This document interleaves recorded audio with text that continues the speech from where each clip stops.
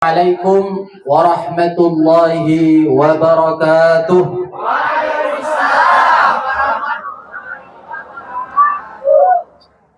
Alhamdulillahi rabbil alamin, wassalatu wassalamu ala asrafil anbiya'i wal mursalin, sayyidina wa habibina wa maulana Muhammadin al-mab'uts rahmatan lil alamin wa ala alihi wa sahbihi ajma'in, amma ba'd.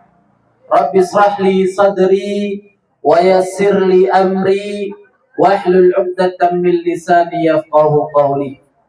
Ikhwan rahimakumullah, bapak-bapak, ibu-ibu yang mudah-mudahan dirahmati oleh Allah. Pada kesempatan pagi yang berbahagia ini kita akan membahas satu pembahasan yang ini merupakan kebutuhan kita. Pembahasan terkait tentang bagaimana kita bisa sembuh dengan Al-Qur'an. Kenapa semuanya kita selalu sandarkan kepada Al-Qur'an? Karena Allah Subhanahu wa taala menjelaskan kepada kita dalam sebuah ayat yang sangat luar biasa secara informasi.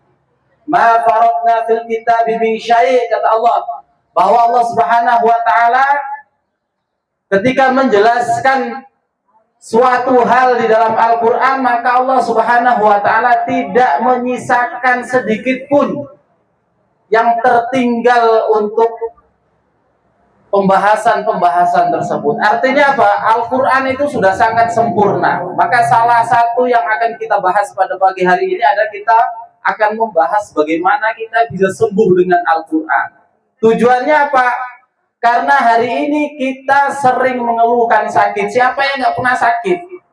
Kan gitu, nggak ada. Ada ibu yang nggak pernah sakit? Mesti kita semuanya apa? Pernah sakit paling tidak. Akan tetapi terkadang ketika orang sakit, cara pengobatannya itu tidak jelas. Bahkan ada yang datang ke dukun. Yang sakitnya seharusnya mendatangkan pahala, karena datangnya ke dukun akhirnya menjadi apa? Menjadi dosa, menjadi sesuatu yang buruk. Seharusnya kita bisa mendapatkan manfaat. Adapun terkait tentang kesembuhan dengan Al-Quran, ada satu ayat yang menurut saya sangat luar biasa sebagai informasi perdana untuk kita. Kalau kita mengkaji secara detail, maka kita akan mendapatkan kebaikan yang luar biasa. Dalam surat Al-Isra, Allah Subhanahu wa taala berfirman, kita semuanya hafal mungkin. Wa nunazzilu minal Qur'an ma huwa shifaa'u wa rahmatul lil mu'minin. Ayatnya pendek. Wa nunazzilu minal Qur'an ma huwa shifaa'u wa rahmatul lil mu'minin. Sudah hafal semuanya ayat ini? Belum hafal? Hafalkan ini. Pendek. Wa nunazzilu minal Qur'an ma huwa shifaa'u wa rahmatul lil mu'minin. Kita akan kaji secara bahasa terlebih dahulu. Secara sudut bahasa seperti apa ayat ini? Di sini kalau kita perhatikan, Allah Subhanahu wa taala memulai dengan jumlah fi'liyah. Artinya apa? Informasinya itu sebuah kejadian yang terus diperbarui. Artinya kejadiannya bukan hanya sekali yang tidak berubah. Karena ini jumlah fi'liyah, berarti ini akan ada perubahan. Apa kata Allah? Wa nunazzilu minal Qur'an. Kami terus sedang atau akan, karena dia menggunakan fi'il mudhari' yang artinya sedang atau akan. Kami sedang atau akan menurunkan. Apa yang Allah turunkan? Apa yang Allah turunkan? Al-Quran. Bukan. Kalau kita pahami secara konsep bahasa, di sini menggunakan fi'il nazzala yunazzilu. Kalau dia sebelumnya fi'il tiganya itu berfungsi sebagai fi'il lazim yang tidak memerlukan maf'ul bih, maka di sini menjadikannya perlu maf'ul bih. Wa nunazzilu artinya bukan turun, akan tetapi menjadi kami turunkan. Karena dia fi'il, maka dia memerlukan fa'il dan maf'ul bih. Siapa yang menurunkan? Yang menurunkan adalah Allah. Apa yang diturunkan? Yang diturunkan bukan Al-Quran. Yang diturunkan bukan Al-Quran di dalam ayat ini. Kenapa bukan Al-Quran? Karena posisi Al-Quran di situ sebagai penjelas. Tapi kalimat sebenarnya adalah wa nunazzilu ma huwa syifa. Jadi maf'ul bihnya itu adalah isim mausul. Dan kami turunkan sesuatu yang dia adalah obat. Artinya ini sebuah informasi bahwa Allah Subhanahu wa taala menginfokan kepada kita bahwa Allah menurunkan apa? Al-Quran apa obat? Allah Subhanahu wa taala menurunkan obat. Kan gitu. Allah menurunkan obat. Yang obat ini ada di dalam apa? Al-Quran. Wa nunazzilu minal Quran ma huwa syifa. Jadi posisinya kalimat aslinya adalah wa nunazzilu ma huwa syifa minal Quran. Posisinya seharusnya begitu karena posisinya adalah fi'il, fa'il, maf'ul bi. Baru setelah itu keterangan. Artinya apa? Di dalam ayat ini Allah menjelaskan kepada kita bahwa Allah menurunkan sesuatu yang itu merupakan obat. Dan obat itu ada di dalam apa? Al-Quran. Dan para ulama mengatakan bahwa min di dalam minal Quran, min di situ bukan artinya min tabid. Bukan sebagian, bukan kami menurunkan obat di sebagian Al-Quran, bukan. Akan tetapi apa? Kami menurunkan obat di semua apa? Di semua Al-Quran. Seluruh Al-Quran itu bisa menjadi apa? Menjadi obat. Ini adalah satu informasi yang luar biasa yang perlu kita kaji. Pertanyaannya adalah bagaimana Al-Quran itu bisa menjadi apa? Menjadi obat. Ada nggak orang yang membaca Al-Quran kemudian tiba-tiba sembuh? Ada. Bagaimana caranya? Buktinya apa? Kan gitu. Kenapa? Karena sebuah informasi itu dikatakan benar kalau secara kenyataannya bisa bisa dibuktikan. Bukan hanya klaim saja. Tapi ini sebuah informasi yang Allah sampaikan kepada kita bahwa Al-Quran itu bisa menjadi penyembuh untuk kita. Adapun caranya bagaimana? Caranya juga dijelaskan oleh Nabi SAW. Ada banyak cara pengobatan. Salah satunya berbekam, fasdu, dan macam-macam pengobatan. Akan tetapi ada pengobatan menggunakan Al-Quran. Salah satu cara pengobatan menggunakan Al-Quran adalah dikenal dengan metode apa? Ruqyah syar'iyyah. Membacakan ayat-ayat Al-Quran yang tujuannya adalah untuk kesembuhan. Oke, kita akan kaji terlebih dahulu bagaimana hukum ruqyah syar'iyyah ini. Sehingga kita tidak salah paham. Sehingga kita betul-betul memahami secara utuh bagaimana kita menggunakan Al-Quran sebagai penyembuh. Oke, secara konsep syar'i, secara pendalilan, berbicara tentang menjadikan Al-Quran sebagai pengobatan. Ada beberapa dalil yang harus kita kaji. Sehingga kita tidak salah memahami. Karena kalau kita tidak mengkaji secara utuh, yang terjadi adalah kita mengamalkan satu dalil, tapi kita juga membuang dalil yang lain. Banyak hari ini kaum muslimin mengira bahwa dia sudah mengamalkan dalil, tapi ternyata apa? Justru dia menafikan dalil-dalil yang lain. Makanya kita akan coba kaji secara pendalilannya bagaimana. Maka ketika kita kaji secara pendalilan, ada banyak ternyata dalil-dalil yang menjelaskan tentang ruqyah ini. Salah satunya adalah dalil yang menjelaskan ruqyah itu haram. Jadi ada dalil yang menjelaskan ruqyah itu haram.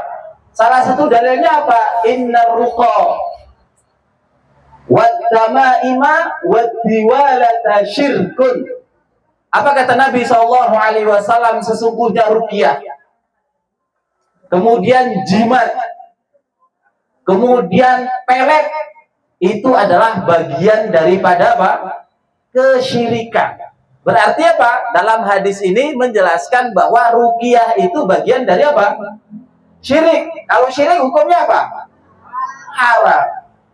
Akan tetapi jangan langsung disimpulkan dulu. Kenapa? Kalau kita menyimpulkan hanya dengan hadis ini, kita akan mendapatkan kesimpulan yang keliru. Oke, apakah hadisnya cuma itu saja? Tidak. Ternyata masih ada hadis yang lain. Hadis yang lain apa? Menjelaskan bahwa ruqyah itu bukan haram. Tapi ruqyah itu hukumnya apa? Makruh. Kenapa makruh? Karena ruqyah itu bisa mengurangi ketawakalan kita kepada Allah. Salah satu hadis yang biasa dikutip adalah hadis yang diriwayatkan oleh Imam Muslim. Dalam Sahih, di dalam Sahih Bukhari juga ada. Di antara bunyi hadisnya adalah yadkhulunal jannata min ummati sab'una alfan bighairi hisab. Akan masuk di kalangan umat Muhammad ini berapa? 70.000 orang yang masuk surga tanpa hisab. Akan tetapi hadis itu tidak berhenti di situ. Nabi menjelaskan siapa-siapa mereka yang masuk surga tanpa hisab. Di antaranya adalah alladzina la yaktawun wa la yastarqun wa ala rabbihim yatawakkalun. Salah satunya adalah orang-orang yang akan masuk surga tanpa hisab, mereka yang tidak melakukan pengobatan dengan kai. Apa itu pengobatan dengan kai? Pengobatan menggunakan apa? Besi panas. Jadi mereka tidak melakukan pengobatan dengan besi panas. Kemudian tidak minta diruqyah. Kemudian hanya kepada Allah mereka bertawakal. Artinya apa? Umat Muhammad bisa masuk surga kalau dia tidak melakukan apa? Pengobatan dengan kai, tidak minta untuk ruqyah. Kalau dari hadis ini maka bisa kita simpulkan bahwa minta ruqyah itu hukumnya apa? Hukumnya makruh. Kalau bisa kita tinggalkan, kita tinggalkan. Tapi di hadis yang lain justru bukan hanya minta diruqyah. Alladzina la yarqun dalam Muslim wala yastarqun, bahwa yang tidak masuk surga tanpa hisab, yang masuk surga tanpa hisab itu adalah mereka yang tidak beruqyah dan tidak minta diruqyah. Artinya tidak minta diruqyah atau minta diruqyah juga sama. Dari hadis ini bisa nggak kita ambil kesimpulan ruqyah itu makruh? Bisa nggak? Ruqyah nggak boleh. Jangan kita ambil sikap dulu. Karena ini baru satu hadis dari versi yang lain. Karena versi sebelumnya hukumnya apa? Haram, syirik. Yang ini hukumnya apa? Makruh. Syirik sama makruh ini beda hukum. Kalau syirik haram nggak boleh kita lakukan, tapi kalau makruh masih ada apa? Pintu untuk kita lakukan. Nah, kan gitu. Nah, kemudian ada hadis yang ketiga. Versi hadis yang ketiga, ruqyah itu hukumnya apa? Hukumnya boleh. Ruqyah ini hukumnya boleh. Dan bolehnya ruqyah itu justru di dalam Sahih Bukhari dan Muslim saja itu kita akan jumpai lebih dari 24 hadis. Baik perintah Nabi dalam bentuk perkataan atau perbuatan Nabi Shallallahu Alaihi Wasallam akan kita jumpai itu. Salah satunya apa? Hadis yang membolehkan ruqyah. Salah satunya adalah kata Nabi Shallallahu Alaihi Wasallam, la ba'sa birruqa. Tidak apa-apa kalian apa? Melakukan ruqyah. Enggak apa-apa ruqyah. Illam yakun fihi syirk. Kalau di dalam ruqyah itu tidak ada apa? Kesyirikan. Makanya para ulama ketika membahas hadis ini membagi ruqyah itu dua. Berarti ruqyah itu kalau hadis sebelumnya dikatakan syirik, berarti ruqyah itu ada ruqyah yang tidak syirik. Berarti yang haram ruqyah yang ada unsur kesyirikan. Yang boleh ruqyah yang tidak ada unsur kesyirikan. Dari hadis ini hukumnya sudah beda. Berarti ruqyah hukumnya apa? Boleh. Kalau sebelumnya haram, sebelumnya makruh, sekarang hukumnya apa? Boleh. Kemudian di hadis yang lain, Nabi SAW mengajarkan kita banyak doa. Salah satunya adalah doa ketika kita akan tidur. Ketika kita akan tidur, Nabi mengajarkan kepada kita agar supaya kita membaca wirid sebelum tidur. Salah satunya adalah kita dianjurkan untuk membaca 3 qul. Qul huwallahu ahad, qul a'udzu birabbil falaq, dan apa? Qul a'udzu birabbin nas. Kemudian setelah kita membaca 3 qul, apa yang kita lakukan? Kita hembuskan. Kita baca, kita hembuskan di tangan kita. Setelah itu apa yang kita lakukan? Kita usapkan seluruh badan kita. Ini bagian ruqyah enggak? Bagian dari ruqyah. Artinya apa? Artinya Nabi juga mengajarkan kepada kita untuk melakukan apa? Ruqyah. Berarti ruqyah hukumnya di sini apa? Boleh. Kan begitu. Bahkan Nabi SAW pernah memerintahkan ibunda Aisyah radhiyallahu anha untuk melakukan ruqyah. Ruqyah dari apa? Dari ain. Apa itu ain? Jadi ibu-ibu, bapak-bapak yang belum tahu, ada gangguan jin. Kalau gangguan jin itu biasanya jin masuk ke dalam tubuh kita. Kalau dia mengganggu kita, kemudian akhirnya seseorang menjadi apa? Kesurupan. Ini namanya gangguan apa? Jin. Yang kedua, ada gangguan sihir. Kalau gangguan sihir itu biasanya ada bukhul. Apa itu bukhul? Ikatan-ikatan yang dijadikan oleh seseorang melakukan perjanjian dengan apa? Dengan jin. Sehingga jin mau mengganggu orang yang diperintahkan untuk diganggu. Bisa sihir penyakit, bisa merusak rumah tangga. Ini bagian dari apa? Sihir. Makanya kalau ada pasangan tiba-tiba yang tadinya cinta menjadi apa? Benci. Yang tadinya sayang menjadi apa? Muak. Nengok mukanya aja udah gak suka. Kan gitu. Sama pasangannya tiba-tiba berubah sikap. Bisa jadi ini ada apa? Faktor karena gangguan sihir. Kan gitu. Emosi yang gak stabil. Nah, ini hati-hati. Karena bisa jadi emosi yang tidak stabil itu juga disebabkan karena sihir. Siapa di sini yang suka marah-marah sama pasangannya? Ada nggak? Masalah kecil tiba-tiba menjadi besar. Salah ngomong aja sudah apa? Marahnya luar biasa. Ada nggak? Kalau ada suruh ruqyah dia. Gitu.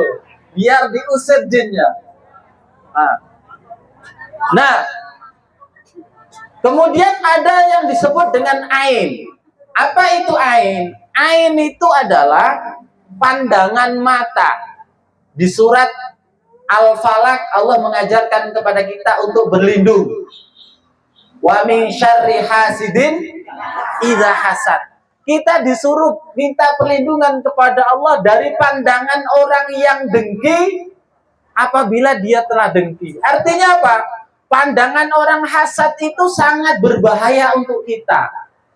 Pernah nggak ibu-ibu melihat bapak-bapak di di pinggir jalan nengok mobil bagus, kemudian mungkin karena terlalu kencang atau nabrak air akhirnya kena kita. Kemudian akhirnya terucap kepada kita sesuatu yang apa? Yang jelek, dengan pandangan yang tidak suka. Akhirnya mobilnya betul-betul apa? Betul-betul terjadi apa yang kita katakan. Mudah-mudahan bannya pecah. Tiba-tiba betul-betul apa? Pecah. Kenapa bisa seperti itu? Karena ada apa? Pandangan mata tadi. Artinya apa? Pandangan mata itu justru lebih dahsyat efeknya dibandingkan sihir. Pernah dengar nggak orang mati tiba-tiba? Biasanya sebabnya kenapa? Serangan jantung. Tahu nggak? Orang yang mati tiba-tiba itu justru kebanyakan karena apa? Karena ain. Karena Nabi Shallallahu Alaihi Wasallam mengatakan dalam sebuah hadis, Innal aina la tudkhilul jamal al-qidra wal rajul al-qabra. Kata Nabi Shallallahu Alaihi Wasallam, sesungguhnya pandangan mata. Pandangan mata, tahu pandangan mata? Pandangan mata kita itu loh. Hah?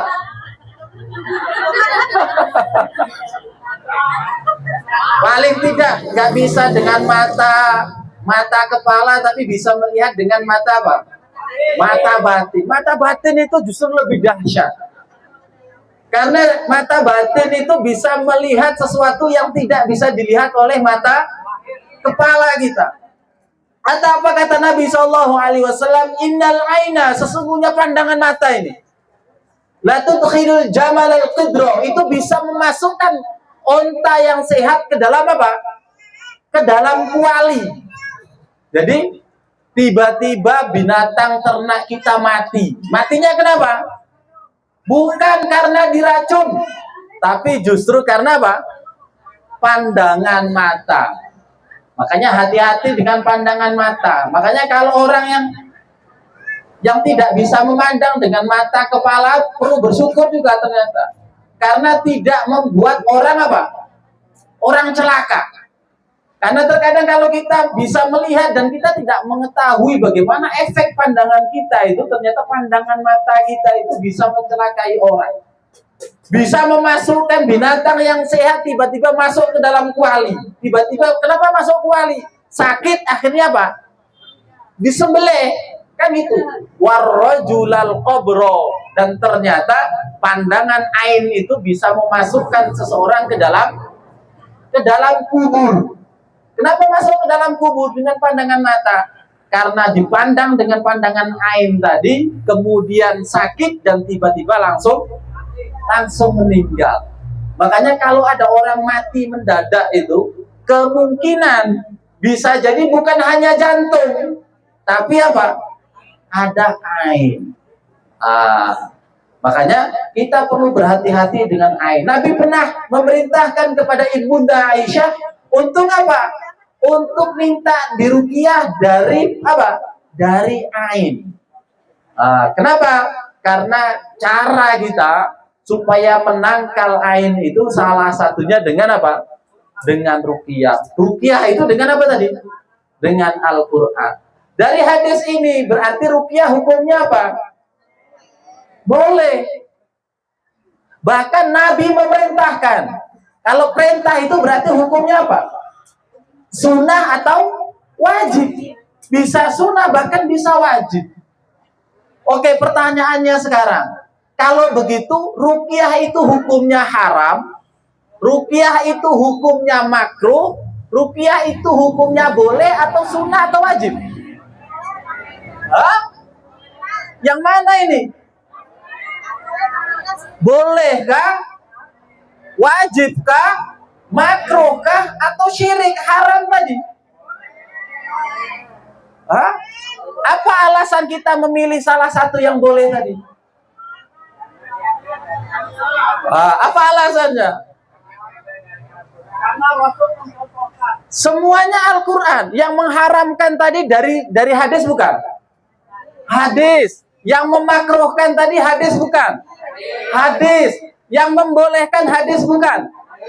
Yang mewajibkan hadis bukan? Kan nggak mungkin semuanya kita pakai. Betul nggak? Kalau kita mengatakan haram berarti hukumnya nggak boleh sunnah, nggak boleh wajib. Kalau kita katakan sunnah, dia berarti hukumnya bukan makruh, bukan haram. Nah, disinilah kita mesti mempelajari ilmu bagaimana memilih dalil. Dalil ini harus dipilih. Kenapa? Karena ada beberapa hukum yang dijelaskan oleh Nabi, bukan satu hukum. Makanya kita nggak bisa hanya sekedar memilih, oh hukumnya makruh, kemudian menyomot hadis yang kita inginkan. Oh hukumnya haram, kemudian menyomot hadis yang kita inginkan. Nggak bisa. Kita harus menggunakan metode. Sehingga apa? pilihan kita terhadap sebuah bukan karena apa? Nafsu, tapi betul-betul karena keilmuan. Kalau disuruh milih, mau milih yang mana ini? Ayo ibu-ibu, bapak-bapak, kalau disuruh milih, mau milih hadis yang boleh, hadis yang haram, yang sunnah, apa yang wajib? Hah? Kalau yang sakit, kemudian datang ke dokter, kemudian sudah capek dia berobat dengan pengobatan nggak sembuh-sembuh, pengennya diruqyah, tentu pengennya jawabannya apa? Boleh, bahkan wajib, kan gitu ya. Tapi orang yang tidak pernah mengalami gangguan, pengennya hukumnya apa? Hukumnya makruh atau hukumnya bahkan apa? Bahkan haram. Makanya kita akan jumpai di tengah-tengah kaum muslimin itu ada yang ikut konsep ruqyah itu boleh atau bahkan sunnah tadi. Ada yang mengatakan ruqyah itu hukumnya apa? Makruh ataupun haram. Oke, sekarang kalau kita lihat para ulama. Para ulama itu milih yang mana? Supaya kita nggak asal milih. Kita coba lihat dulu para ulama ikut hadis yang mana. Ternyata kalau kita mengikuti pendapat para ulama, kalau kita ngikuti imam madhab itu ada 4. Siapa yang terkenal? Madhab Abu Hanifah, kemudian madhab Malikiyah, kemudian madhabnya siapa? Imam Syafi'i, dan madhabnya Imam Hambali, Imam Ahmad. 4 madhab ini. 4 madhab ini ternyata apa? Mereka ini lebih memilih kepada bolehnya melakukan apa? Ruqyah. Artinya apa? Bagi 4 madhab, ruqyah itu hukumnya apa? Boleh. Akan tetapi kalau kita mengikuti ulama mutaakhirin, di antaranya adalah Imam Ibnu Taimiyah. Imam Ibnu Taimiyah pernah membahas tentang ruqyah ini. Maka kata beliau, ruqyah ini dibagi menjadi 2. Kalau seseorang meminta untuk diruqyah, maka kata beliau hukumnya apa? Hukumnya makruh. Jadi bukan haram, tapi hukumnya apa? Makruh. Kalau dia tidak minta diruqyah, maka hukumnya apa? Hukumnya boleh. Ada orang-orang hari ini yang mengatakan bahwa ruqyah itu hukumnya apa? Hukumnya haram. Hukumnya tidak boleh. Ada yang mengatakan hukumnya makruh, tapi mereka mengatakan orang yang minta diruqyah tidak masuk surga tanpa apa? Tanpa hisab. Maka secara teori ilmiah ini bisa kita bantah. Apa bantahannya? Kalau orang minta diruqyah itu tidak masuk surga tanpa hisab. Tidak masuk surga tanpa hisab itu berarti hukuman enggak? Hukuman. Orang yang masuk surga tanpa hisab hukumnya apa? Orang yang masuk surga tanpa hisab apa hukumannya? Kata Nabi SAW, man husiba udhiba. Orang yang dihisab itu mesti apa? Mesti akan disiksa di neraka. Jadi orang yang dihisab, maka dia akan masuk neraka terlebih dahulu, kata Nabi SAW. Artinya apa? Kalau seseorang minta diruqyah, kemudian dia tidak masuk surga tanpa hisab, kemudian akhirnya dia harus mampir dulu ke dalam neraka. Berarti kalau masuk neraka terlebih dahulu, hukumnya makruh apa haram? Makruh apa haram? Seharusnya hukumnya bukan makruh, tapi hukumnya apa? Haram. Kenapa? Karena melakukan suatu amalan kemudian diancam masuk apa? Masuk neraka. Ini yang harus kita pahami. Artinya apa? Kita nggak bisa memahami hadis bahwa orang yang minta ruqyah tidak masuk surga tanpa hisab betul-betul memahami letterlek hadis itu. Kenapa? Karena kalau kita pahami bahwa letterlek betul-betul orang minta ruqyah itu tidak masuk surga tanpa hisab, ada keterangan hadis yang lain yang harus kita pahami. Kalau masuk surga tanpa hisab, berarti dia harus apa? Harus dihitung amalnya dulu kan. Padahal kata Nabi, man husiba udziba. Orang yang dihisab itu berarti dia harus apa? Harus mampir ke neraka dahulu. Pendapat Imam Ibnu Taimiyah, orang minta diruqyah itu makruh. Kalau kita hukumi makruh, seharusnya tidak mendapatkan hukuman harus mampir kemana? Ke neraka. Kalau mampir ke neraka dulu, berarti hukumnya bukan makruh, tapi hukumnya apa? Haram. Karena suatu amalan yang kalau kita lakukan kemudian mendapatkan ancaman neraka, berarti hukumnya bukan makruh lagi, tapi apa? Haram. Karena kalau makruh, kalau kita lakukan itu apa? Nggak apa-apa. Tapi kalau ditinggalkan apa? Mendapatkan pahala. Nah, makanya lah, disitulah pentingnya kita berargumentasi. Artinya ketika kita menggunakan hadis itu sebagai alasan, tidak bisa berdiri sendiri. Kita harus pahami hadis-hadis yang lain yang berbicara tentang konsep ruqyah ini. Sehingga apa? Sehingga pemahaman kita tentang ruqyah itu menjadi utuh dan sempurna. Itu ibu-ibu ya, bapak-bapak. Jadi apa? Dari hadis-hadis tadi yang perlu kita simpulkan apa? Jumhur ulama itu membolehkan ruqyah. Imam Ibnu Taimiyah memakruhkan apa? Ruqyah. Yang perlu kita garis bawahi, kita tidak bisa menghukumi orang minta diruqyah itu apa? Tidak masuk surga tanpa hisab, meskipun secara lafaz hadisnya seperti itu. Kenapa? Karena kalau itu kita pahami letterlek seperti itu akan bertentangan dengan kesimpulan hukum. Karena kalau itu yang kita ambil hukumnya bukan makruh tapi apa? Haram. Kemudian ada hadis yang lain, man kunsiba udziba. Siapa yang dihisab maka dia pasti akan apa? Akan diazab. Jadi kalau dihisab berarti dia harus mampir ke neraka terlebih dahulu. Berarti kalau mampir ke neraka hukumnya adalah apa? Haram. Ini yang harus kita garis bawahi. Oke, ini terkait tentang apa? Tentang hukum ruqyah. Kemudian berikutnya adalah bagaimana cara kita melakukan ruqyah. Ada banyak praktek melakukan ruqyah. Tapi secara umum yang perlu kita pahami bahwa apa? Semua Al-Quran itu bisa kita jadikan apa? Sebagai ruqyah untuk kesembuhan kita. Semua bisa. Kenapa? Karena info dari Al-Quran adalah wa nunazzilu minal Quran ma huwa shifaa'u wa rahmatul lil mu'minin. Kami turunkan apa? Sesuatu yang itu menjadi penawar dan rahmat bagi orang-orang yang beriman, yang itu kita bisa dapatkan dari apa? Minal Quran, dari Al-Quran. Ini informasinya. Maka bagaimana cara kita melakukan ruqyah?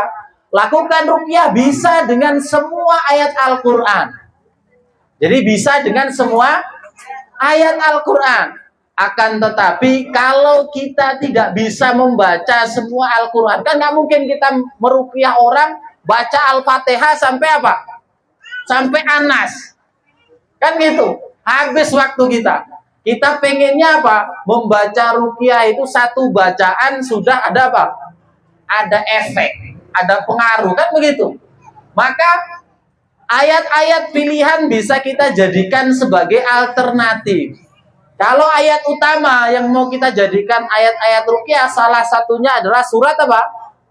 Surat Al-Fatihah. Ini ayat yang paling dahsyat kalau kita mau jadikan sebagai bacaan ruqyah. Kemudian kita bisa baca awal surat Al-Baqarah. Jadi awal surat Al-Baqarah kita baca.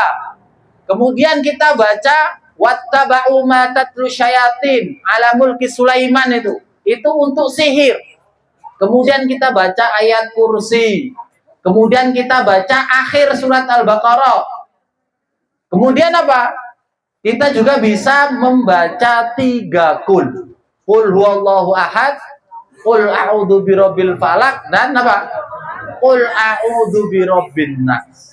Ini aja kita jadikan ayat-ayat sebagai ayat ruqyah kita. Kita baca. Adapun nanti prakteknya tergantung ayat mana yang paling efektif. Karena nanti setiap gangguan itu beda-beda. Ada sahabat mengajarkan kepada kita ketika seorang kabilah kaum digigit apa? Digigit binatang berbisa. Diruqyahnya dengan apa? Diruqyahnya dengan membaca Al-Fatihah. Jadi hanya membaca Al-Fatihah kemudian apa? Gigitan binatang berbisa tadi bisa hilang. Nah, kan gitu. Makanya kalau bapak-bapak, ibu-ibu digigit ular, digigit kalajengking, digigit apa lagi? Binatang-binatang berbisa. Hah? Kita bisa coba praktekkan membaca Al-Fatihah. Tapi kalau belum pernah mencoba, belum pernah menguji, jangan langsung hanya hanya menggunakan Al-Fatihah saja. Digigit ular kemudian baca Al-Fatihah nggak sembuh, bacakan lagi.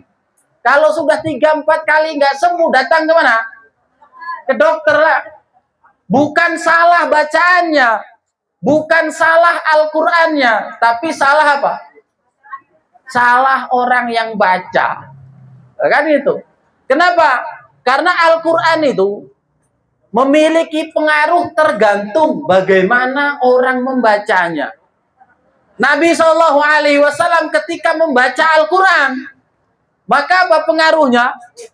Pengaruhnya adalah pohon-pohon, binatang-binatang itu bisa apa? Bisa sujud. Kenapa? Karena yang baca Nabi. Kita baca Al-Quran depan pohon, pohon sujud nggak? Hah? Kita baca Al-Quran di depan binatang ternak kita jadi jinak nggak? Kenapa? Bukan salah Al-Qurannya, tapi yang salah apa? Kitanya yang baca. Karena untuk supaya bacaan itu efektif, perlu amalan-amalan yang lain. Kadang kita pengennya jalur pintas. Kita pengennya apa? Instan. Sekali baca langsung apa? Langsung terwujud. Padahal ada proses. Nah, proses ini yang harus kita pelajari. Makanya kalau kita baca belum sampai kepada hasil yang kita inginkan, kita perlu alternatif tadi. Tapi yang perlu kita pahami, hanya dengan Al-Fatihah saja, sebenarnya itu bisa menyembuhkan apa? Binatang berbisa yang menggigit kita. Karena itu yang pernah dipraktekkan oleh sahabat yang mulia Abu Sa'id Al-Khudri. Abu Sa'id Al-Khudri bahkan sebelum meruqyah dia sudah minta untuk diberikan apa? Beberapa ekor kambing. Jadi ternyata apa? Bayaran peruqyah itu nggak murah. Karena sekali ruqyah bayarannya apa? Kambing. Dan bukan satu kambing. Kalau satu kambing harganya 4 juta. Kalau beberapa kambing berarti berapa juta? Kan gitu. Dah banyak. Tapi apa yang perlu kita pahami terkait ruqyah ini, tidak semua orang memiliki apa? Efek, memiliki kemampuan yang sama. Itu ya, makanya kenapa terkadang kita perlu bantuan orang untuk meruqyah kita. Makanya Nabi SAW dulu yang meruqyah siapa? Nabi ketika sakit yang meruqyah adalah malaikat Jibril. Nah, kan gitu. Kalau kita sakit siapa yang meruqyah kita? Istri. Tapi memang Aisyah radhiyallahu anha itu ketika Nabi sakit, Aisyah juga membacakan ayat-ayat ruqyah kepada Nabi. Makanya itulah pentingnya kalau kita memiliki istri yang soleha. Kalau kita sakit bukan ngomel, kan gitu ya.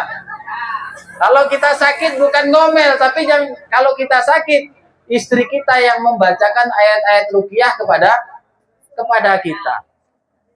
Itulah yang dilakukan oleh Ibunda Aisyah. Jadi Ibunda Aisyah ketika Nabi sakit, Nabi membacakan ayat-ayat ruqyah. Kemudian ayat-ayat ruqyah itu dibaca di telapak tangan siapa? Telapak tangan Nabi atau telapak tangan Ibunda Aisyah? Ternyata diletakkan di telapak tangan Nabi. Jadi Ibunda Aisyah tidak membaca di telapak tangannya, tapi diletakkan di telapak tangan Nabi. Ketika ditanya, wahai Ibunda Aisyah, kenapa kamu melakukan itu? Apa kata Ibunda Aisyah?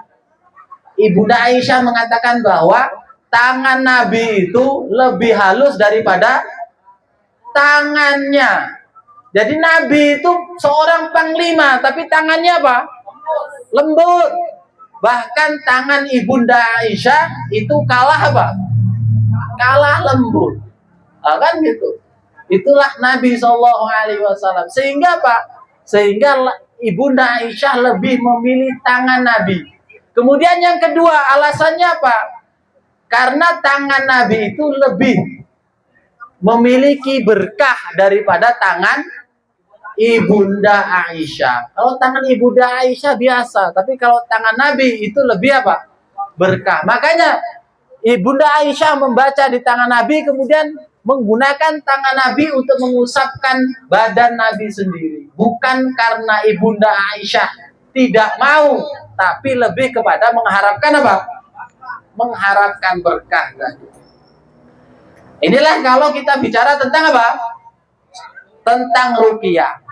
Artinya apa? Ruqyah itu kita bicara tentang konsep dasarnya Al-Quran. Kemudian yang kedua apa? Kita bicara bagaimana melakukan ruqyah. Kalau tadi ayat-ayat ruqyah adalah kita menggunakan Al-Quran atau kita menggunakan hadis-hadis yang diajarkan oleh Nabi. Kemudian yang ketiga adalah bagaimana cara meruqyah. Nah, untuk meruqyah ada beberapa metode. Yang pertama adalah berupa bacaan. Berarti kalau bacaan kita baca Al-Fatihah, kita baca ayat kursi, kita baca kepada orang yang sakit. Kemudian yang kedua adalah kita menggunakan hembusan. Makanya kita hembuskan apa? Ke telapak tangan kita. Kemudian juga bisa menggunakan teknik usapan. Jadi usapan itu nanti bisa diusapkan di kepala kita, bisa diletakkan di kepala kita ini, kemudian bisa diletakkan di dada, bisa diletakkan di mana? Di perut. Itu kalau kita sendiri. Tapi kalau meruqyah orang lain bisa diletakkan di punggungnya sambil nanti ditepuk-tepuk. Kenapa harus ditepuk-tepuk? Karena jin itu meskipun tidak terlihat, tapi dia apa? Dia tahu dan dia bisa merasakan. Makanya kalau kita meruqyah jin, kita harus tepuk dia, kita pukul dia, bukan memukul orang yang mau kita ruqyah, tapi niatnya adalah memukul apa? Jin yang ada di dalam tubuhnya. Kemudian apa? Kita perintahkan, bukan hanya diam saja. Kita baca Alhamdulillahirabbil alamin, Ar-Rahmanir-Rahim, tapi diam aja. Seharusnya apa? Kita juga ngomong, perintah, wahai jin, keluar kamu. Kalian yang sembunyi, keluar. Kenapa? Karena jin itu memahami apa? Bahasa manusia. Jadi mau bahasa Sunda, mau bahasa Jawa, bahasa Arab, jin itu paham. Mau jin Arab, kita bicara pakai bahasa Sunda juga apa? Juga paham. Makanya kalau kita ruqyah, kita harus ngomong ke jinnya. Jin, pergi kamu. Dari mana kita tahu? Kita nggak tahu. Karena kita tidak bisa melihat jin. Jadi kalau ada orang ngaku melihat jin itu berarti dia apa? Bohong. Kenapa? Karena Allah Subhanahu wa taala mengatakan di dalam Al-Qur'an, "Innahu yarakum huwa wa qabiluhu min haitsu la tarawnahum." Sesungguhnya apa? Jin itu bisa melihat kita. Tapi apa? Kita itu tidak bisa melihat jin. Ini informasi dari siapa? Dari Al-Qur'an. Al-Quran mengatakan jin bisa melihat kita, kita tidak bisa melihat jin. Kalau ada orang ngaku melihat jin, yang benar Al-Quran atau yang benar yang ngaku? Kita percaya sama Al-Quran sama orang yang ngaku? Kita percaya sesuainya sama Al-Quran atau kita harus takwil.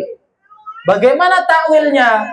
Takwilnya adalah bisa jadi ada orang melihat jin, akan tetapi melihat jin bukan dalam wujud aslinya. Jin dalam wujud apa? Ular. Jin dalam wujud apa? Anjing. Atau jin dalam bentuk yang lain. Itulah nanti kita akan jumpai hadis Nabi SAW. Ada seorang sahabat yang berkelahi dengan apa?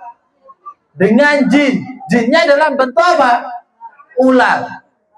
Nah, ini supaya apa?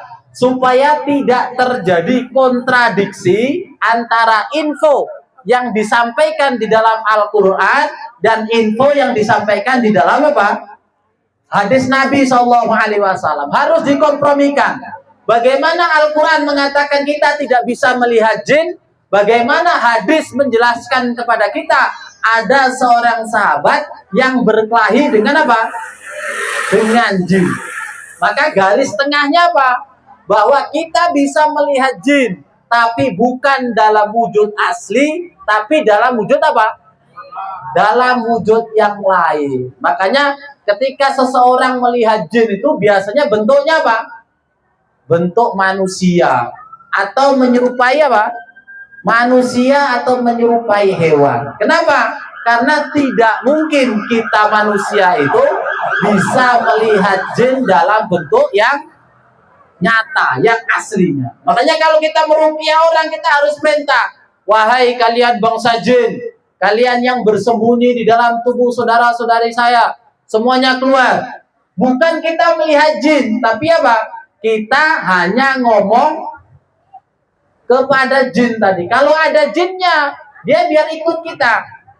Tapi kalau nggak ada, yang nggak tahu kita. Kan gitu. Makanya kalau ada, biasanya nanti akan ada reaksi. Apa reaksinya? Kalau ada orang yang diruqyah itu nanti ada gangguannya. Salah satunya nanti bisa mual. Salah satunya nanti bisa kepalanya sakit. Atau nanti bisa muntah-muntah. Nah, ini salah satu indikasi bahwa apa? Di dalam tubuhnya itu ada gangguan jin. Kemudian apa tanda-tanda bahwa seseorang itu terkena gangguan? Salah satu gejala yang paling sering adalah kalau kita itu ada gangguannya, biasanya apa? Sering sakit di kepala. Siapa yang sering kepalanya sakit? Hah? Tapi ingat, sakit kepalanya ini biasanya tidak akan sembuh kalau hanya diobati dengan obat medis, tidak sembuh. Dan biasanya sakitnya itu terjadi di waktu-waktu tertentu. Sakitnya kalau mau tidur aja, sakitnya kalau asar saja, sakitnya kalau maghrib saja, dan itu terjadi berulang-ulang. Nah, ada nggak di sini yang kayak gitu? Kalau ada, itu berarti salah satu indikasi ada gangguan apa? Gangguan jinnya. Nah, kemudian apa tanda yang kedua? Tanda yang kedua adalah sering sakit di perut. Ada nggak yang sering sakit perutnya? Sakit di perut itu juga salah satu indikasi gangguan jin. Sakit di perut yang sakitnya itu sama. Sakit yang kalau diobati dengan obat medis tidak ada apa? Tidak ada perubahan. Kemudian sakit di kepala sudah, sakit di perut, sakit di tengkuk bagian belakang. Ada yang sering sakit di tengkuk bagian belakang? Nah, ini juga bagiannya. Kemudian sakit sesak di dada. Ada nggak yang sakit di dada? Nah, kalau tanda-tanda ini dialami, maka ada kemungkinan di dalam tubuh kita ada gangguan apa? Gangguan jin. Kemudian yang terakhir, sering mengalami apa? Mimpi-mimpi buruk. Siapa yang sering mimpi buruk? Apa mimpi buruknya biasanya? Mimpi buruknya itu bisa mimpi hanyut, jatuh ketinggian, mimpi bertemu dengan binatang-binatang buas, ketemu ular, ketemu harimau, atau mimpi-mimpi yang lain yang menakutkan. Dan kalau mimpinya ini sering terjadi, maka itu bagian dari apa? Tanda-tanda kemungkinan ada gangguan sihir. Makanya kalau seperti itu, jangan terburu-buru ke rumah sakit. Tapi coba apa?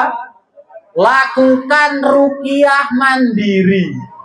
Bagaimana cara ruqyahnya? Tadi cara ruqyahnya dipegang kepala kita, atau dipegang di dadanya, atau dipegang di mana? Di perut, sambil diputar berlawanan jarum jam, sambil ditepuk-tepuk. Kemudian baca Al-Fatihah, ayat kursi, kemudian 3 kul, sambil ditepuk-tepuk. Jadi dibaca seperti ini. Saya contohkan ya. Jadi letakkan tangan di perut seperti ini, letakkan tangan di dada, atau letakkan tangan di kepala. Apa yang kita lakukan? Jadi ketika kita meletakkan tangan di perut seperti ini, lebih bagusnya lagi sambil memejamkan mata. Kenapa perlu memejamkan mata? Supaya fokus. Supaya fokus. Ingat, kalau ruqyah mandiri sendiri, pastikan kita jangan dikontrol oleh jin. Jadi kalau sudah mau dikontrol, segera sadarkan diri. Sehingga apa? Nggak kelewatan. Kalau sama orang terserah. Tapi kalau sendiri kita harus tetap apa? Berusaha untuk mengontrol diri.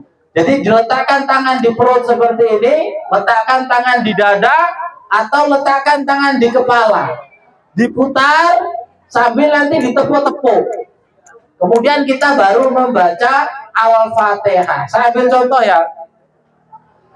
A'udzu billahi minasy syaithanir rajim. Bismillahirrahmanirrahim. Alhamdulillahi rabbil alamin. Ar-Rahmanir Rahim. Malik yaumiddin. Iyyaka na'budu wa iyyaka nasta'in. Ihdinas siratal mustaqim. Siratal ladzina an'amta 'alaihim ghairil maghdubi 'alaihim waladdallin. Amin. Baru setelah itu apa? Kita putar-putar, kemudian kita tepuk-tepuk di perut kita. Kita tepuk-tepuk, terus tarik ke dada, kemudian ditarik ke leher. Ditarik ke leher seperti ini, kemudian dibatukkan. Kalau pengen muntah, dimuntahkan. Kalau pengen muntah, dimuntahkan. Terlebih kalau kita membaca seperti itu, kemudian mual perut kita, maka fokus di perut kita. Kalau kita baca seperti itu, kemudian dada kita sesak, fokus di dada kita. Jadi kita tepuk-tepuk, kemudian tarik ke leher, kemudian dikeluarkan dari mulut. Kenapa kita tariknya ke leher? Supaya jelas perintah kita kepada jin. Kalau kita nggak perintah untuk narik ke leher, keluar dari mulut, nanti dia bisa keluar dari tempat yang kita nggak suruh. Supaya jelas, maka kita tariknya kemana? Leher, dan keluarnya supaya dari mulut. Biasanya kalau ada gangguan fokus, biasanya nanti akan mual, kemudian akan keluar lewat apa? Muntah. Nah, nanti kalau ada waktu kita akan praktekkan. Tapi salah satunya seperti itu caranya. Oke teman-teman semuanya, waktunya sudah habis. Jadi jazakumullahu khairan. Mudah-mudahan apa yang kita sampaikan bermanfaat. Barakallahu fikum. Mohon maaf apabila ada kekurangan dan kesalahan. Billahi taufiq wal hidayah. Waridha wal inayah wal akhir. Assalamualaikum warahmatullahi wabarakatuh. Warahmatullahi wabarakatuh.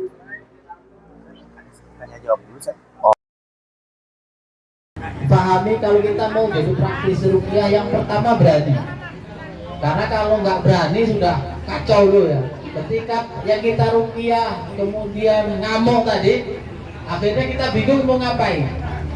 Jadi ya, yang pertama kita memang harus tahu bacaan ruqyah. Bacaan ruqyah itu harus Al-Quran, hadis Nabi, atau apa? Perkataan-perkataan yang baik. Tidak boleh ada unsur apa tadi? Kesyirikan. Oke. Kemudian setelah kita baca, kalau yang kita ruqyah mengalami reaksi bagaimana? Nah, ada trik-trik supaya menyadarkan.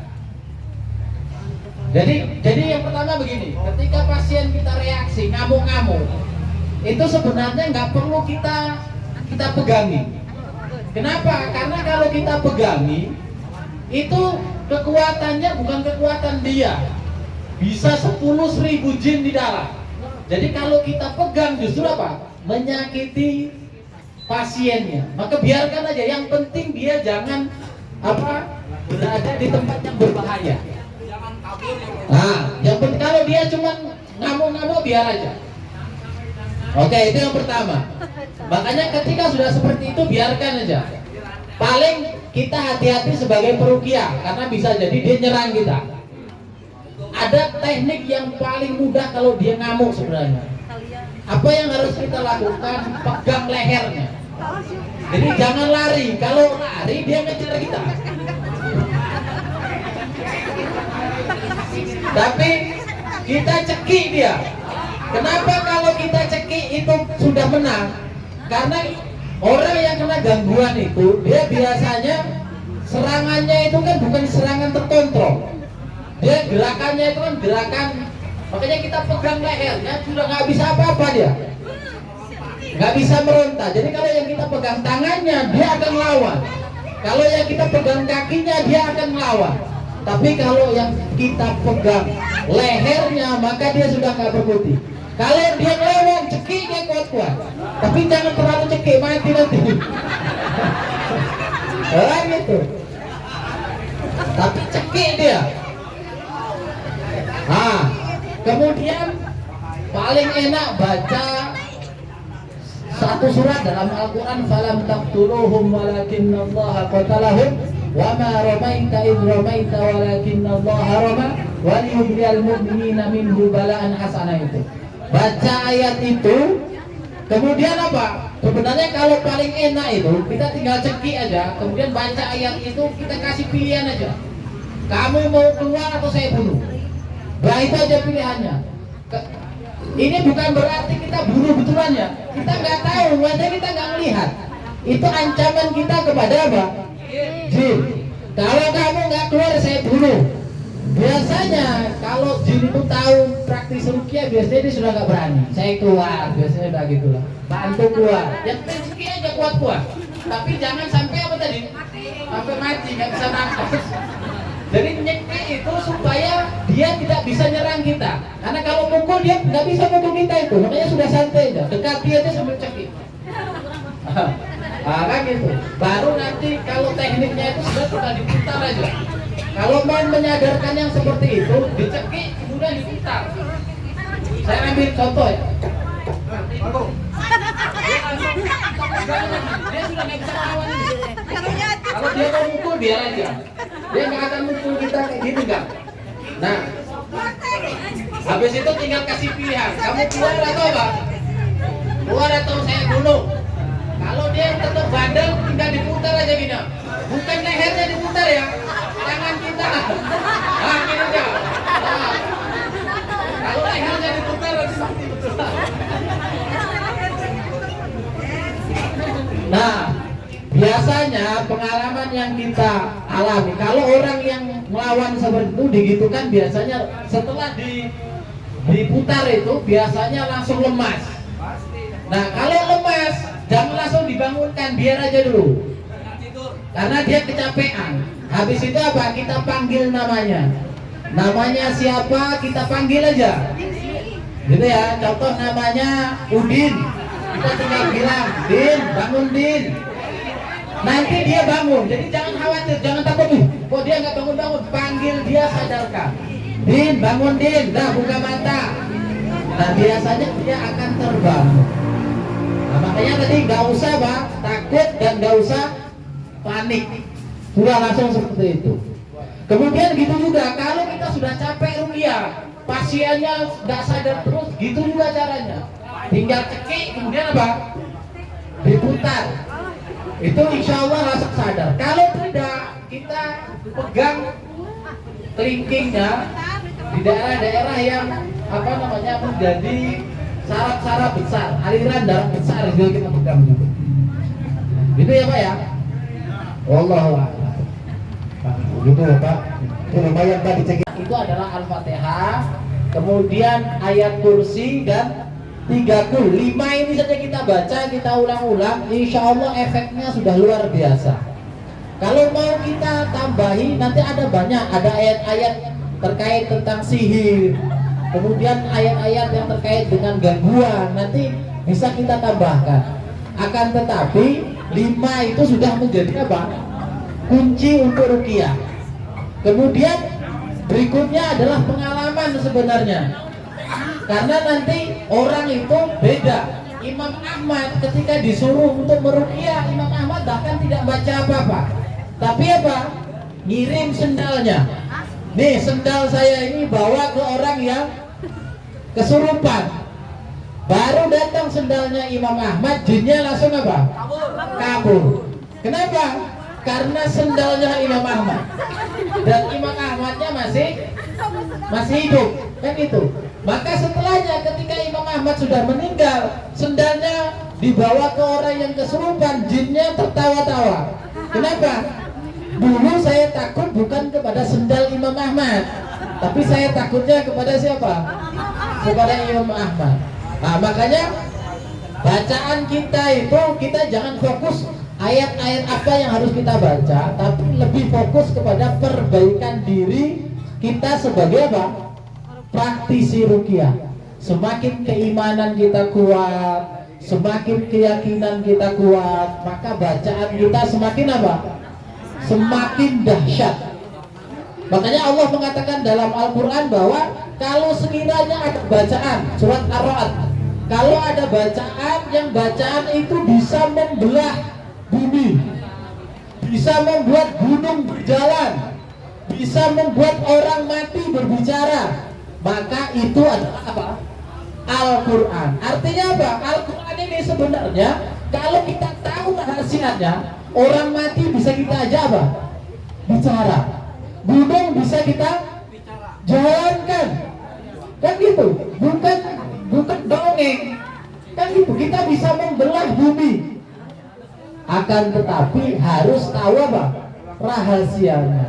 Makanya ketika Nabi Sulaiman itu pernah meminta untuk memindahkan istana Balkis di Yaman kemana? Palestina. Jin Ifrit itu mampu memindahkan istana Balkis berapa lama? Bukan sekejap mata. Qabla an taquma min maqamik, sebelum kamu berdiri dari tempat duduk. Itu jin. Sanggupnya sebelum Nabi Sulaiman berdiri dari tempat duduk. Siapa yang mampu memindahkan dalam sekejap mata? Qala alladzi indahu ilmun minal kitab. Bukan jin, tapi manusia yang punya apa? Ilmu. Artinya apa? Kalau kita mengerti ilmu Al-Quran, jangankan musir jin, ngajak ngomong orang mati itu bisa. Memindahkan gunung itu mudah. Tapi syaratnya apa? Tahu ilmunya. Dan ilmu inilah yang harus kita cari. Nah, kan gitu. Ilmu ini yang harus kita cari. Bagaimana manusia itu bisa memindahkan istana Bilqis dengan sekejap? Dia tahu rahasia doa dengan nama Allah yang agung.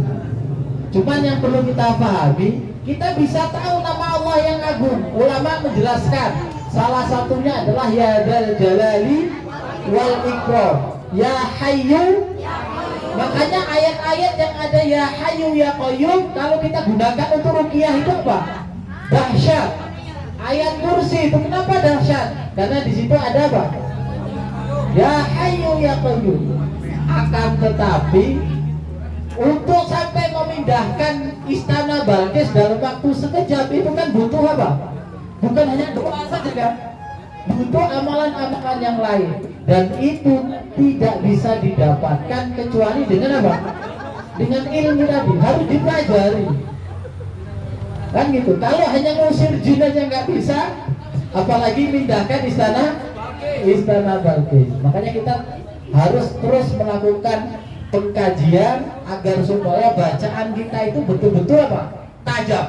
Nggak pernah ruqyah, mau ruqyah sekali langsung apa? Berhasil. Kan gitu. Perlu ruqyahnya bertahun-tahun lah supaya apa? Pisaunya menjadi tajam. Wallahu a'lam bishawab. Masya Allah. Mana kita tahu bahwa seseorang itu mengalami reaksi gangguan. Sebenarnya nanti kita bicara pengalaman ya. Karena nanti ketika kita bacakan ayat-ayat ruqyah akan ada perubahan. Jadi ada perubahan raut muka, ada gerakan. Makanya kita sebenarnya sudah tahu ketika baru baca itu, kita biasanya langsung tahu pasien ini ada gangguan atau tidak. Karena nanti ada perubahan-perubahan terutama di wajah. Kemudian ada reaksi-reaksi memang kelihatan dari sebelumnya. Itu yang pertama, makanya dia butuh pengalaman. Kemudian tempat-tempat mana saja yang biasa jin itu bertempat.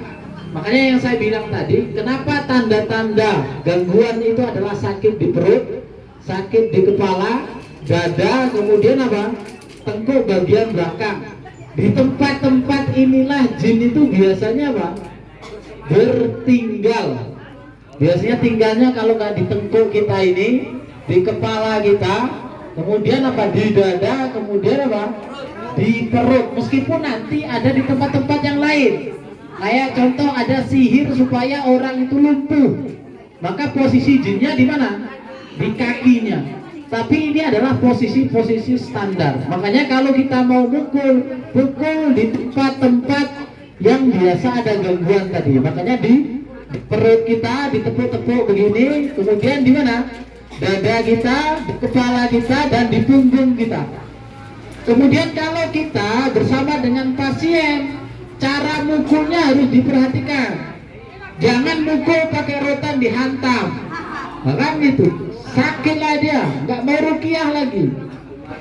Tapi memang dari pengalaman kita itu, jin itu terkadang memang perlu dicambuk.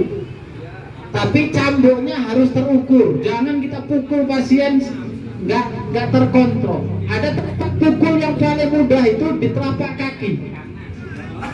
Kenapa pilihan kita itu di telapak kaki? Karena di telapak kaki itu kalau kita pukul tidak ada Pak, tidak membekas. Kemudian kulitnya apa? Tebal. Kalau kita pukul di tangan maka apa? Bekas dia, biru nanti. Pukulnya di kaki. Kemudian yang berikutnya yang harus kita perhatikan, sebelum pukul kita dulu. Tujuannya apa? Supaya tahu seberapa keras kita harus mukul. Untuk menyesuaikan. Jangan langsung main apa? Pukul nanti tidak terkontrol. Jadi pukul di kaki kita dulu. Kita terasa, oh sakitnya segini. Ini terukur, maka mukulnya segitu. Nah, biasanya kalau kita pukul di tempat-tempat di kakinya itu, biasanya juga sudah memiliki efek yang luar biasa ke jinnya. Nah, gitu ya. Kemudian kalau titik yang paling mudah, kalau dia nggak ada reaksi, apa namanya, pencet titik-titik jalur nadi besar. Kenapa jalur nadi besar? Karena jin itu tempat sembunyi yang paling mereka sukai adalah mereka berada di tempat aliran apa? Darah. Makanya di nadi-nadi besar itu yang kita pijit.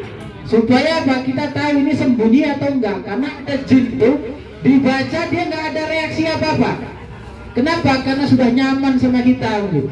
Sudah berkawan, jadi butuh beberapa kali. Kemudian kalau nanti ada jin yang sok jago, apa kamu bacaannya nggak bagus, nggak usah minder. Kenapa? Karena dia itu hanya ngukur saja. Kalau dilawan gitu tambah semangat saya. Ayo kita buktikan. Nah, biasanya begitu, tinggal hantam aja habis. Karena ketika kita bacakan terus, tetap dia akan apa?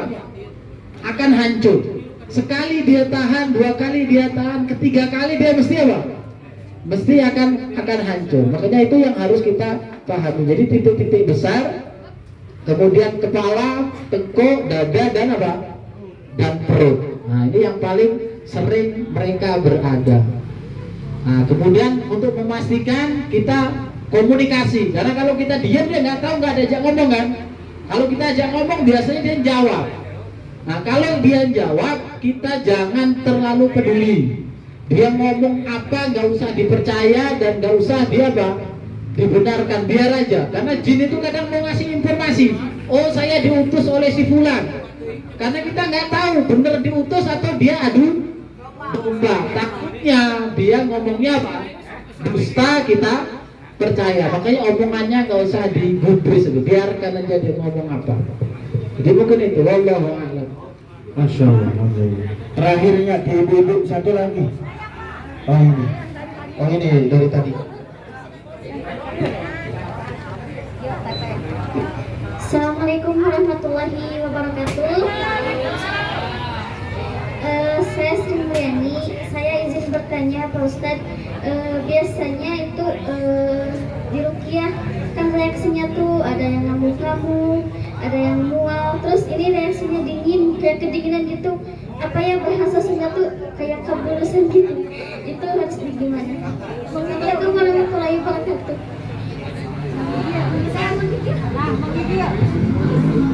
Kabulusan kan tiris, bakat pun tiris. Sebenarnya kalau konsep ruqyah sama, karena ruqyah itu kan pengobatannya hanya membacakan Al-Quran, jadi nggak ada efek negatif. Beda dengan obat medis. Kalau obat medis itu kan obat yang untuk kepala, beda untuk perut. Jadi salah obat akan berbahaya. Tapi kalau ruqyah kan enggak. Jadi ruqyah itu bacaannya tetap sama, reaksinya yang apa? Yang beda-beda. Makanya kita nggak perlu fokus reaksinya seperti apa, tapi kita fokusnya adalah bagaimana mengusir jin yang ada di dalam tubuhnya. Itu aja.